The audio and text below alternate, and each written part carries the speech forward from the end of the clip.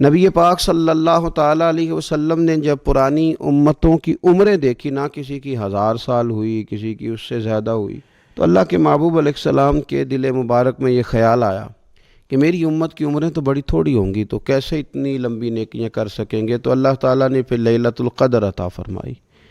گویا اس ایک رات میں جو آدمی نیکی کرے، 1000 دن نہیں۔ کتنا لوگوں کو شوق ہے کہ کوئی ایسا جیک لگے، یکدم میری ساری چیزیں بڑھ جائیں، تو اس پر بھی تو ذرا غور کرے نا۔ یہ ایک رات 1000 دن سے نہیں، 1000 مہینے سے افضل ہے۔ 1000 یکدم آپ کی نیکیوں کی عمر 1000 ماہ تک چلی جاتی ہے۔ کتنی بڑی فضیلت کی بات ہے۔ میرے رسول کریم صلی اللہ تعالیٰ علیہ وآلہ وسلم خاص توجہ دلاتے، اس رات کے حوالے سے خاص توجہ دلاتے۔ اور یہ رات کب ہوتی ہے؟ صحیح حدیث میں موجود ہے، نبی پاک صلی اللہ تعالیٰ علیہ وسلم نے فرمایا کہ اسے رمضان کے آخری عشرے میں تلاش کرو۔ گویا یہ جو 5 طاق راتیں ہیں نا، 21ویں، 23ویں، 25ویں، 27ویں، 29ویں، ان طاق راتوں میں اس رات کو تلاش کرو۔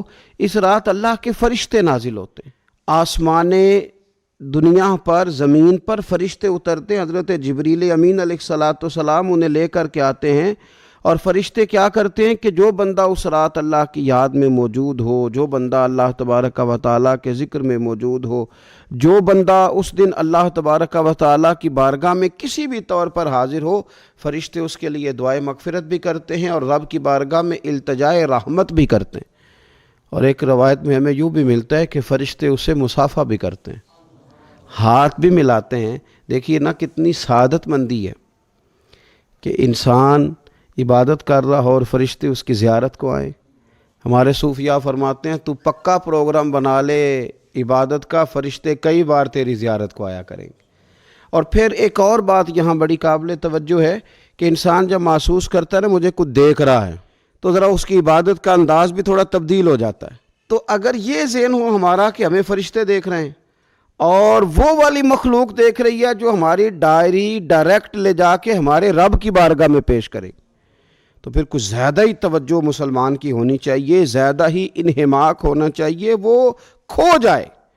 ٹھیک ہے ہم کمزور بھی ہیں، ہمارے اندر کچھ پریشانیاں بھی ہیں، ہماری بیماریاں بھی ہیں، ہم لاغر بھی ہیں، ضعف بھی آ جاتا ہے، تھکاوٹ بھی ہمیں آ لیتی ہے، لیکن لمبی تو بات ہی کوئی نہیں، 5 تو طاق راتیں۔ حضرت سیدہ عائشہ صدیقہ رضی اللہ تعالیٰ عنہا ارشاد فرماتی ہیں کہ جب رمضان کا آخری عشرہ شروع ہوتا تھا نا، تو نبی پاک اپنی کمر کس لیتے تھے عبادت کے لیے، خود بھی رات کو اٹھتے تھے، ہمیں بھی جگاتے تھے، کیونکہ سونے کے دن تو نہیں ہے، تو جاگنے کے دن ہیں۔ ساون کی کالی راتوں میں جب بوندا باندی ہوتی ہے، وہ راتوں کو اٹھ اٹھ روتے ہیں جب خلقت ساری سوتی ہے۔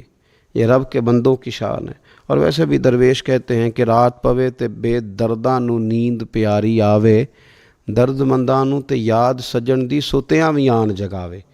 تو یہ وقت ہے خاص، اس خاص وقت اس بات کی طرف ضرور توجہ کرنی چاہیے۔ اور یہ جو کہا گیا نا کہ فرشتے نازل ہوتے ہیں بِإِذْنِ رَبِّهِمْ مِنْ كُلِّ امر، اللہ کے حکم سے آتے ہیں اور ہر کام کے لیے، ہر امر خیر کے لیے آتے ہیں۔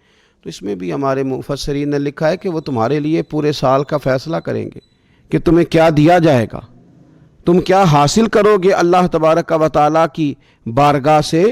تو اس کا معنی یہ ہوا کہ پھر تو یہ لینے کی رات ہے۔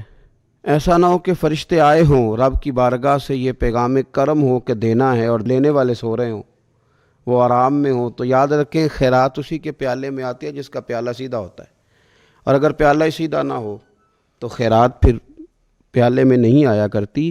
تو پھر اس کو جو کہا گیا نا کہ یہ سلامتی والی ہے، تو اس میں ایک اور بات بھی ہمارے پھر مفسرین نے لکھی ہے کہ اس رات، شیطان تو ویسے ہی قید ہے، اس رات بندے کا نفس بھی نہیں اسے تنگ کرتا۔